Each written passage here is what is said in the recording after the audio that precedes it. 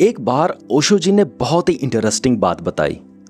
उन्होंने बताया कि एक रशियन वुमेन थी, एक रशिया में रहने वाली एक औरत थी जो सचमुच टेलीकाइनेसिस कर सकती थी। टेलीकाइनेसिस का क्या मतलब है कि बिना हाथ लगाए दूर पड़ी हुई चीज़ों को हिलाना, वो ऐसा सचमुच कर सकती थी। पर हैरानी की बात यह है कि जब भी वो ऐसा करती थी, आधे घंटे के एक्सपेरिमेंट दौरान ही उसका आधा पाउंड वजन का कम हो जाता था, यानी कि उसका बॉडी वेट कम हो जाता था हाफ एन आवर में ही। तो यानी जब वो ये चीज़ करती थी, टेलीकाइनेसिस करती थी, तो कहीं ना कहीं उसके सोर्सेज ऑफ एनर्जी यूज़ होते थे। तो ओशो जी कहते हैं कि वो एनर्जी सोर्सेज और कुछ नहीं बल्कि तन्मात्रा थी। तन्मात्रा एक ऐसे एनर्जी सोर्सेज होते हैं जो हमारे हर सेंसेस में पाए जाते हैं। जैसे कि हमारे आंखें हैं, हम आंखों से दूर पड़ी हुई चीज़ों को देखते हैं। तो नॉर्मली क्या होता है कि हम आंखों से देख रहे हैं, पर क्या आंख हम हैं? हम नहीं हैं। कोई ऐसी चीज़ है जो आंख एक हमारे स्पेक्स की तरह है, एक लेंस है, लेंस की तरह है।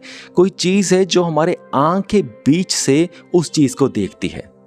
जैसे कि हम लगा लेते हैं, स्पेक्स लगा लेते हैं, है ना।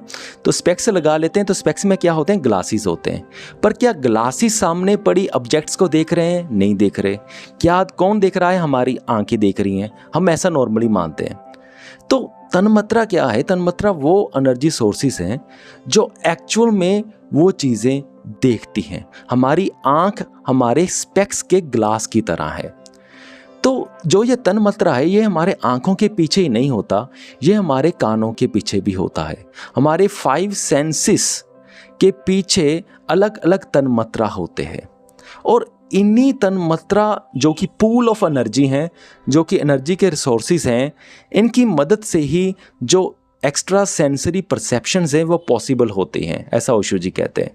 जैसे कि क्लियर वॉयंस है, रिमोट व्यूइंग है, यानी कि हाथ लगा के कमरे में देखना कि इस कमरे में एनर्जी कैसी है, इस कमरे में कौन सी घटना हुई। जो ये होती है एनर्जी, ये एक टेक्निक होती है। तो ये सेंस ऑफ टच वाले तन्मात्रा से की जाती है। जो रिमोट व्यूइंग होती है, आने वाले समय को पहले ही देख लेना, आने वाले समय के विजन्स देख लेना, वो हमारे आंखों की तन्मात्रा की एनर्जी से होता है। तो ये सारा कुछ होता है। तो ये अगर प्रैक्टिस किया जाए, तो आजकल वैसे बहुत सारी बुक्स हैं जो ये बताती हैं कि इन चीज़ों को कैसे प्रैक्टिस किया जाता है। तो उनको प्रैक्टिस अगर हम करते हैं, अगर कोई राइट सोर्स मिलते हैं हमें, तो हम तन्मात्रा एनर्जी हमारी एक्टिवेट कर सकते हैं। और ये एक्टिवेट करने के लिए ऑब्वियसली हमें अपनी ईगो को भूलना पड़ता है। जो हमारा आई परसेप्शन है कि मैं हूँ, इस चीज़ को कम होना पड़ता है, फिर धीरे धीरे होता है। यानी कि ये मान लो जो जिन चीज़ों को भी हम मानते हैं, उन चीज़ों के मरने के बाद ये चीज़ें एक्टिवेट होती हैं।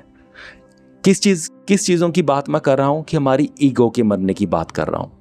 पर नॉर्मली हमारी दिमाग में ये भी विचार आता होगा ना, पता नहीं ये सारी चीज़ें सही हैं या नहीं भी हैं, हमें क्या पता, है ना।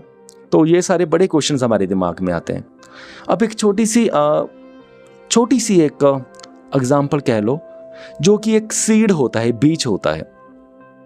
उस बीज को कभी अंदाजा भी नहीं होता होगा कि मेरे से एक इतना बड़ा वृक्ष पैदा हो सकता है। और वह वृक्ष कैसे पैदा होता है? उस बीज की मौत के बाद।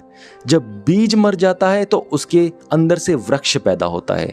अगर वो बीज ना मरे तो वृक्ष पैदा ही नहीं होता।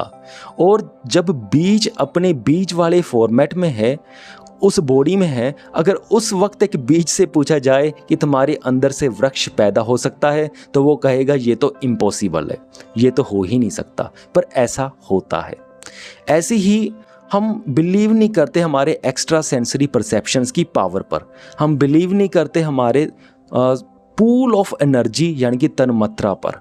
हमारे आंखों के तन्मात्रा, कानों के तन्मात्रा, हमारे स्किन पे तन्मात्रा, हमारे टेस्ट के तन्मात्रा, हम इन चीज़ों पे बिलीव नहीं करते। तो ये जैसे बीज बिलीव नहीं कर सकता अपनी पावर पर, वैसे हम भी बिलीव नहीं कर रहे अपनी पावर्स पर।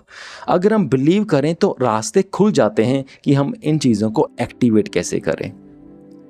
तो अभी के लिए बस इतना ही, नहीं तो वीडियो काफ़ी लंबा हो जाएगा। मुझे पूरी उम्मीद है कि आप सबको मेरी बातें समझ में आ गई होंगी। अगर आप कुछ कहना चाहते हैं, पूछना चाहते हैं तो कमेंट ज़रूर करें।